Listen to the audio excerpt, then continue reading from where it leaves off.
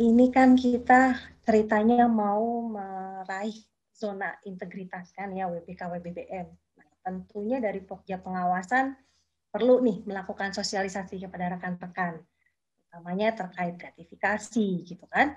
Nah, sebetulnya apa sih Bu Wulan yang dimaksud dengan gratifikasi? Silakan Bu Wulan.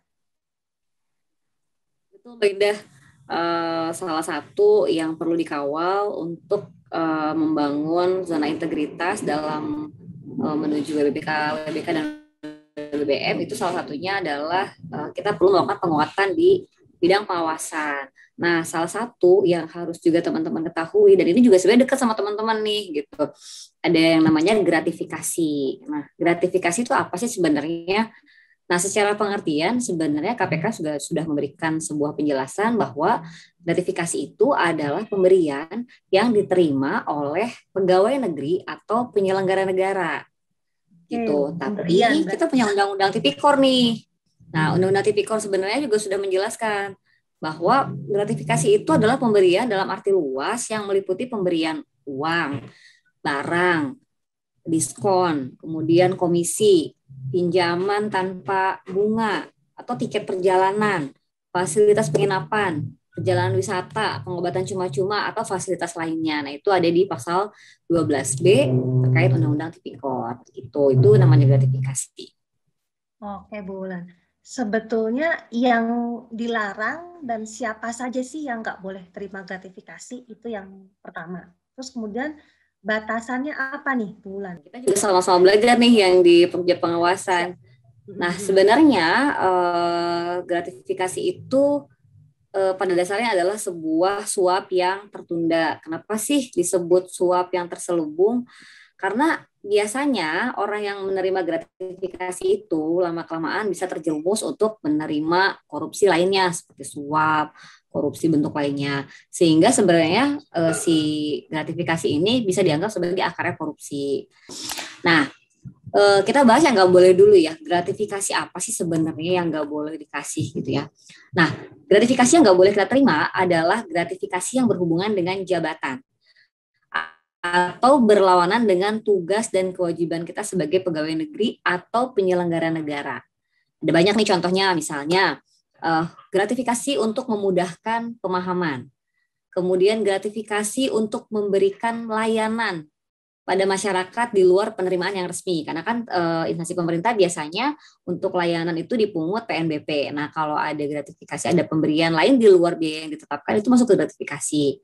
Kemudian ada lagi gratifikasi terkait proses penyusunan anggaran dan penerimaan yang sah gitu. Jadi ini biasanya juga muncul pada saat kita penerimaan anggaran atau kita pada saat penyusunan anggaran gitu. Contohnya misalnya ketika kita akan membuat sebuah program yang akan kita laksanakan tahun depan. Nah, tahun ini kita sudah punya rekanan. Nah, rekanan itu misalnya memberikan gratifikasi supaya tahun depan proyeknya sama kita aja. Nah, itu contoh-contohnya seperti itu.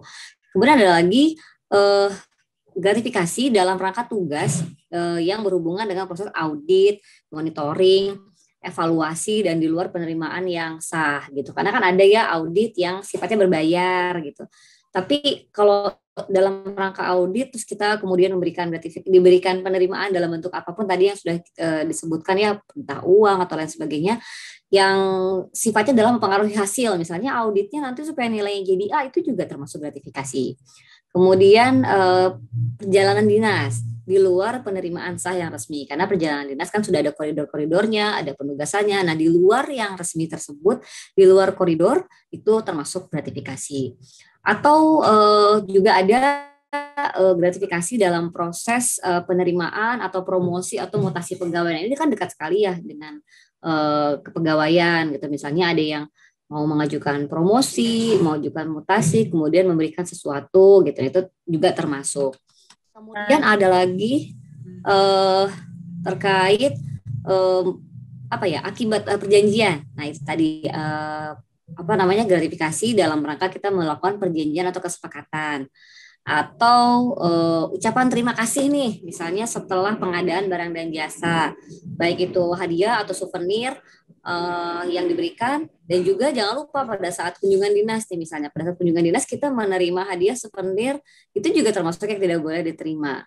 Dan masih banyak lagi lah ya yang jelas pasti yang berhubungan dengan tugas kita sebagai pegawai negeri sesuai dengan tusinya masing-masing. Kalau yang pertama tadi ya, setelah audit kemudian diberikan souvenir gitu ya. Yang diberikan souvenir siapa nih yang mengaudit? Ya, misalnya. Yang mengaudit. Boleh ya? Kalau misalnya kita diaudit, kemudian setelah itu yang mengaudit kita kasih apa namanya? Kita kasih souvenir gitu ya sebagai oleh-oleh tanda kasih gitu ya. Nah, itu juga termasuk gak boleh karena yang dilarang menerima gratifikasi itu bukan cuma pegawai negeri, tapi tadi penyelenggara negara, di mana penyelenggara negara ini salah satunya adalah jika dia menggunakan anggaran negara, artinya jasa yang bersangkutan ini kan dibayar oleh negara ya. Nah, ketika hal-hal berhubungan dengan keuangan negara itu tidak diperkenankan untuk memberikan hal seperti itu, Mbak Indah gitu. Jadi dia harus melaporkan karena sumbernya pendapatannya dari uang negara. Kita juga harus tahu tuh diberikan dari kita dalam bentuk itu dapatnya dari mana, bentuknya dari mana, kemudian sumber keuangannya mana.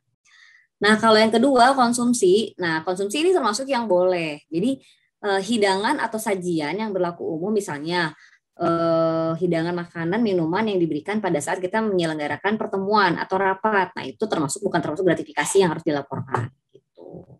Oke, baik. Kita lanjut ke pertanyaan berikutnya kalau gitu Bu Wulan. Terkait dengan pengawasannya. Nah, bentuk pengawasannya gimana Bu Wulan yang dilakukan oleh Pokja Pengawasan? Silakan. Tindakan yang harus dilakukan oleh si pejabat negara atau pegawai negeri sendiri pada saat merasa bahwa itu adalah gratifikasi, tentu harus menolak dulu. Jadi yang pertama harus dilakukan adalah dari masing-masing individu dulu nih. Kita harus menyadarkan bahwa kalau kita dapat gratifikasi, kita harus menolak dulu. Namun memang ada saatnya gratifikasi itu diberikan dan kita tidak bisa menolak gitu.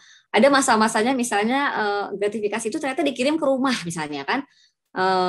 Listia nih misalnya, karena nggak enak mau ngasih saya di kantor, akhirnya dikirimlah ke rumah gitu kan, udah diterima di rumah, dibuka pula gitu kan nanti sama keluarga saya gitu, karena misalnya dikirimin paket makanan yang banyak gitu ya, atau yang lain gitu ya, paket-paket yang lain, dimana kita nggak bisa menerima, tidak bisa menolak karena hubungan pekerjaan gitu, hubungan yang baiklah dengan pemberi, misalnya kalau diberikan oleh rekan pejabat gitu ya, itu kalau terpaksa sekali diterima ya silahkan diterima. Kalau misalnya itu masuk kategori gratifikasi, maka segera melakukan pelaporan gratifikasi. Nah, maksimal waktu pelaporan itu 30 hari kerja, sehingga dari PPSDM sendiri sebenarnya yang sudah kita lakukan adalah kita menyiapkan formulir yang harus diisi ketika ada pejabat negara atau pegawai negeri yang mendapatkan gratifikasi untuk segera melaporkan dengan mengisi formulir.